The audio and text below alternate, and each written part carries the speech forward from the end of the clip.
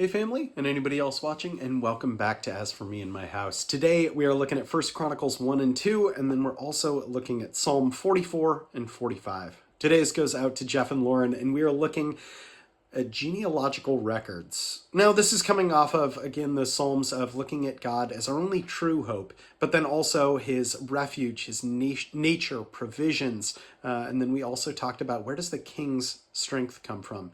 And in those genealogical records that we're looking at today, we have a couple Psalms following, 44 and 45. We'll talk a little bit about the king as well. So genealogical records from Adam to Israel. We'll look at that Psalm of remembrance and beseeching, and then a wedding song. And that's where we'll talk a little bit about the king. But again, 1 Chronicles 1 and 2 and Psalm 44 and 45.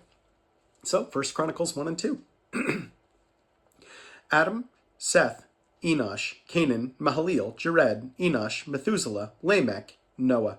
The sons of Noah, Shem, Ham, and Japheth.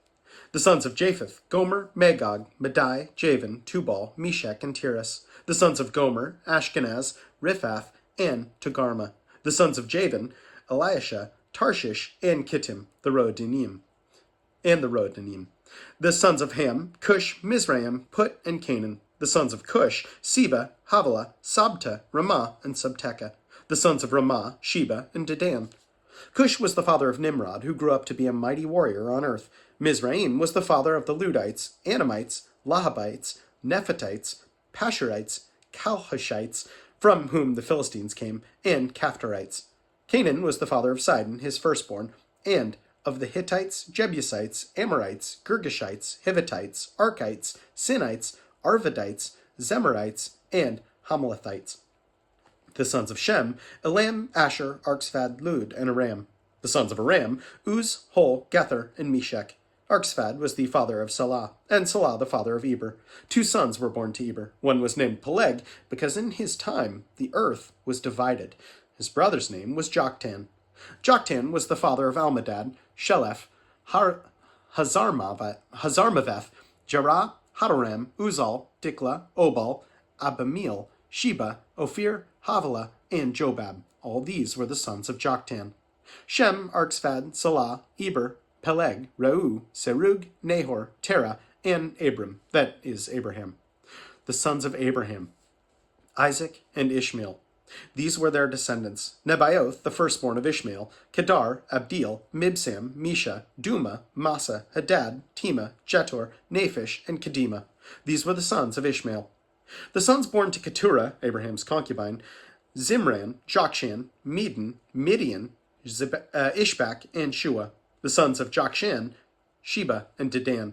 The sons of Midian: Ephah, Epher, Hanok, Abida, and Elida. All these were descendants of Keturah. Abraham was the father of Isaac, and the sons of Isaac, Esau, and Israel. The sons of Esau: Eliphaz, Ruel, Jeush, Jalam, and Korah. The sons of Eliphaz: Teman, Omar, Zepho, Gatam, and Kenaz, by Timnah, Amalek. The sons of Ruel: Nahath, Zerah, Shema, and Mizah. The sons of Seir: Lotan, Shobal, Zibeon, Anah, Dishon, Ezer, and Dishan. The sons of Lotan: Hori and Homam. Timnah was Lotan's sister. The sons of Shobal: Alvan, Manahath, Ebal, Shepho, and Onam. The sons of Zibeon: Aya and Anah. The son of Anah: Dishon. The sons of Dishon: Hemdan, Ishban, Ithran, and Karan. The sons of Ezer: Bilhan, Zavan, and Akan. The sons of Dishan: Uz and Aran. These were the kings who reigned in Edom before any Israelite king reigned. Bela, son of Beor, whose city was named Dinhaba. When Bela died, Jobab, son of Zariah, from Bozrah, succeeded him as king. When Jobab died, Husham, from the land of the Temanites, succeeded him as king. When Husham died, Hadad, son of Bedad, who defeated Midian in the country of Moab, succeeded him as king. His city was named Avith. When Hadad died, Samlah, from Masrekah, succeeded him as king. When Samlah died, Shoal, from Rehoboth on the river, succeeded him as king. When Shoal died, Baal-Hanan, son of Achbor, succeeded him as king. When Baal-Hanan died, Hadad succeeded him as king. His city was named Pau, and his wife's name was Mehetabal, daughter of Matrid, the daughter of Me-Zahab. Hadad also died. The chiefs of Edom were Timnah, Alva, Jeheth, Aholiobamah, Elah, Pinan, Kenaz, Teman, Mibzar, Magdiel, and Aram. These were the chiefs of Edom.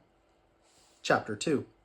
These were the sons of Israel: Reuben, Simeon, Levi, Judah, Issachar, Zebulun, Dan, Joseph, Benjamin, Naphtali, Gad, and Asher. The sons of Judah: Onan, and Selah. These were born to him by a Canaanite woman, the daughter of Shua. Judah's firstborn, was wicked in the Lord's sight, so the Lord put him to death. Tamar, Judah's daughter-in-law, bore him Perez and Zerah. Judah had 5 sons in all. The sons of Perez: Hezron and Hamul. The sons of Zerah: Zimri, Ethan, Heman, Calcol, and Darda, 5 in all.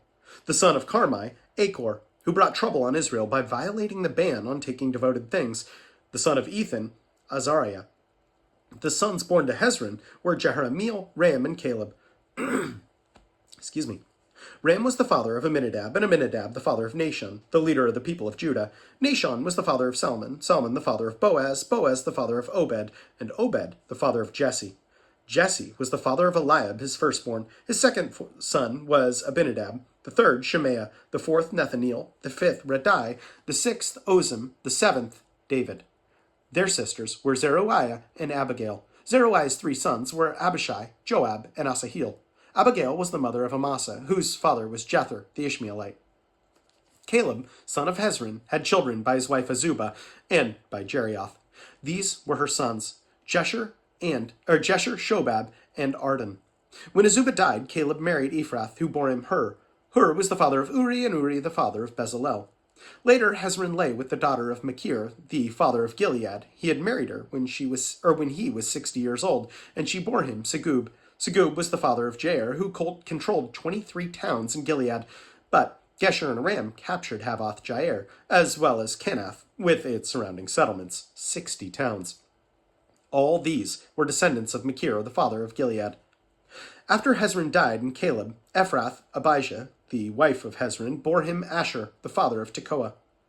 The sons of Jerahmeel, firstborn of Hezron: Ram, his firstborn, Benua, Oren, Ozem, and Ahijah. Jerahmeel had another wife, whose name was Atariah, and she was the mother of Onam. The sons of Ram, the firstborn of Jerahmeel: Maz, Jamin, and Eker. The sons of Onam: Shammai and Jada. The sons of Shammai and Jada. The sons of Shammai: Nadab and Abishur. Abishur's wife was named Abihail, who bore him Hadban and Molid. The sons of Nadab: Seled and Apim.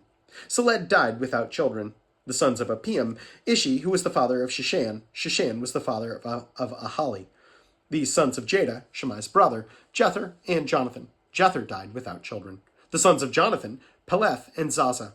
These were the descendants of Jerahmeel. Shishan had no sons, only daughters. He had an Egyptian servant named Jarah. Shishan gave his daughter in marriage to his servant Jarah, and she bore him Attai. Attai was the father of Nathan, Nathan the father of Zabad, Zabad was the father of Elphiel, Elphiel was the father of Obed, Obed the father of Jehu, Jehu the father of Azariah, Azariah the father of Helez, Helez the father of Eliasa, Eliasa the father of Sismai, Sismai the father of Shallum, Shallum the father of Jechemiah, and Jechemiah the father of Elishama. The sons of Caleb, the brother of Jerahmeel: Misa, his firstborn, who was the father of Ziph, and his son Mareshah, who was the father of Hebron. The sons of Hebron: Korah, Tapua, Rechem, and Shema. Shema was the father of Raham, and Raham the father of Joachim. Rechem was the father of Shammai. The son of Shammai was Maon, and Maon was the father of Bethzur. Caleb's concubine, Ephah, was the mother of Haran, Moza, and Gezez. Haran was the father of Gezez. The sons of Jadai: Regem, Jotham, Geshan, Pelet, Elapha, and Shapha. Caleb's concubine, Maacah, was the mother of Shepher and Tarhana. She also gave birth to Shapha, the father of Medmana, and to Shiva, the father of Machbana and Gibeah. Caleb's daughter was Aska. These were the descendants of Caleb. The sons of Hur, the firstborn of Ephrathah: Shobal, the father of Kiriath Jearim, Salma, the father of Bethlehem, and Hareph, the father of Beth-Gader. The descendants of Shobal, the father of Kiriath Jearim, were Horah, half the Manathites, Manathites, and the clans of Kiriath Jearim, the Itharites, Pererites, Shuamathites, and Misharathites. From these descended the Zorites and Eshtolites, the descendants of Salma, Bethlehem, the Netophathites, Ataroth, Beth Joab, half the I cannot say that word, Manahathites, the Zorites, and the clans of scribes who lived at Jabez, the Tirathites, Shemethites, and Sukathites. These were the Kenites who came from Hamath, the father of the house of Rechab. And Psalm 44. We have heard with our ears, O God, our fathers have told us what you did in their days and days long ago. With your hand you drove out the nations and planted our fathers. You crushed the peoples and made our fathers flourish. It was not by their sword that they won the land, nor did their arm bring them victory. It was your right hand, your arm, and the light of your face, for you loved them. You are my king and my God, who decrees victories for Jacob. Through you we push back our enemies. Through your name we trample our foes. I do not trust in my bow. My sword does not bring me victory, but you give us victory over our enemies. You put our adversaries to shame. In God we make our boasts all day long, and we will praise your name forever. But now you have rejected and humbled us. You no longer go out with our armies. You made us retreat before the enemy, and our adversaries have plundered us. You gave us up to be devoured like sheep and have scattered us among the nations. You sold your people for a pittance, gaining nothing from their sale. You have made us a reproach to our neighbors, the scorn and derision of those around us. You have made us a byword among the nations. The peoples shake their heads at us. My disgrace is before me all day long, and my face is covered with shame at the taunts of those who reproach and revile me, because of the enemy who is bent on revenge. All this happened to us, though we had not forgotten you or been false to your covenant. Our hearts had not turned back, our feet had not strayed from your path, but you crushed us and made us a haunt for jackals and covered us over with deep darkness. If we had forgotten the name of our God or spread out our hands to a foreign god, would not God have discovered it, since he knows the secrets of the heart? Yet for your sake we face death all day long. We are considered as sheep to be slaughtered. Awake, O Lord, why do you sleep? Rouse yourself, do not reject us forever. Why do you hide your face and forget our misery and oppression? We are brought down to the dust. Our bodies cling to the ground. Rise up and help us. Redeem us because of your unfailing love. Psalm 45. My heart is stirred by a noble theme as I recite my verses for the king. My tongue is the pen of a skillful writer. You are the most excellent of men, and your lips have been anointed with grace, since God has blessed you forever. Gird your sword upon your side, O mighty one. Clothe yourself with splendor and majesty. In your majesty, ride forth victoriously in behalf of truth, humility, and righteousness. Let your right hand display awesome deeds. Let your sharp arrows pierce the hearts of the king's enemies. Let the nations fall beneath your feet. Your throne, O God, will last forever and ever. A scepter of justice will be the scepter of your kingdom. You love righteousness and hate wickedness. Therefore, God, your God, has set you above your companions by anointing you with the oil of joy.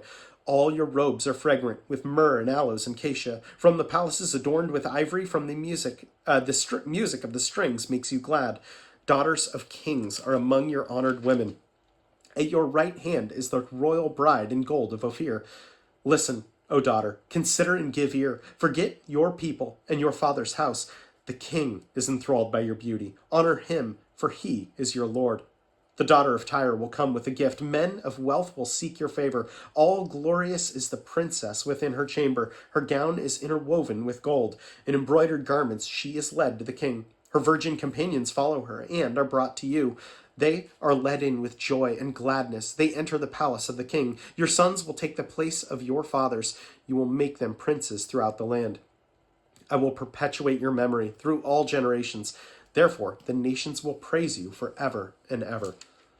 It's such an interesting mix that we have today. These genealogies and then this really intense, this really kind of sad plea to God in Psalm 44.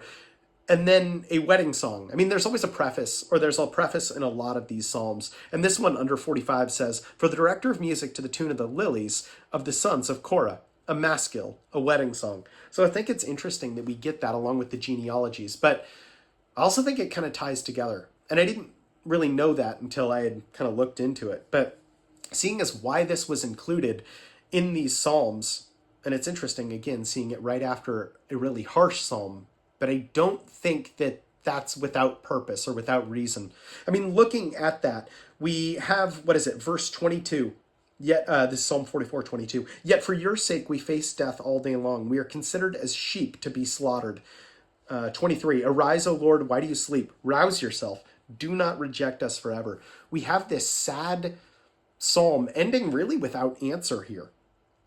Rise up and help us, redeem us because of your unfailing love. We have no answer to that until we get to 45. I mean, it goes right into it, right? So it's interesting that 45, when looking at that, I had to see kind of why this wedding song was included here. And it seems to be about a king and his princess. And I think that that's interesting because Israel's looking for a king. And I mean, if this is written by David, or at least in David's time, this is looking for a king.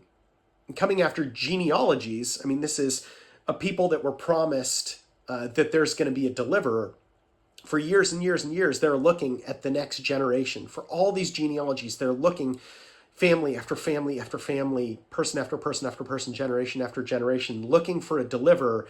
And in here, there's this song to a king. And we know that David was a man after God's own heart. And he's an amazing king, incredible king. Yet, I mean, he's still steeped in sin. He's still a human. He still has failures. He wasn't the ultimate redeemer that was going to come along. I mean, Solomon, even his son, incredibly prosperous. And that doesn't mean that great things aren't done for God's people under these kingdoms. But even Solomon's led astray by his many wives, by all the wealth and everything is drawing him away from God. And yeah, there's still great wisdom there. And God still honors David and still honors Solomon. But ultimately, 44 and 45 really aren't answered until we get to Jesus. Looking at all those genealogies and going through this, none of that is really answered until Jesus. So I guess that's why it's kind of great by Today Is For You, Jeff and Lauren, when we look at this and we see all these names and all of this. Our hope ultimately isn't in our children. Our hope is in our children, is that our children in truth grasp the one that already came. That we're no longer looking forward to someone, we're looking back at someone and looking forward knowing that he is going to come back for us. So I think it's cool, and it's a great reminder to say, hey, all these generations were waiting and Jesus happened, and all the generations since are waiting for that return. And that's what we put our hope in. And I know you both do as well, and I'm so thankful for that you guys have given godly upbringing to the next generation and continue to do that. And I pray that I will have the strength to do that in the same capacity, because good grief, it's really awesome to watch and know that I appreciate you so much. It's worth praying about, so let's do it. My God, I thank you for Jeff and Lauren. I thank you for their heart for you. I thank you for their love, not only for their children, but God, the love that you have given them through our family as well, even though they are miles away. God, you have given them such incredible, beautiful hearts, Lord, and I thank you so much for it. God, when we look at this next generation, help us to love and to steward the message of the gospel, God, to show that we should be pointing to you and to your son, Jesus, because that is our only true hope, God. And we thank you so, so much for him. And it's in his name we pray. Amen. Well, Jeff, Lauren, good grief. I love you. I appreciate you guys so much. For anyone else watching, know that I appreciate you as well. And I will plan on seeing you tomorrow. Have a good one.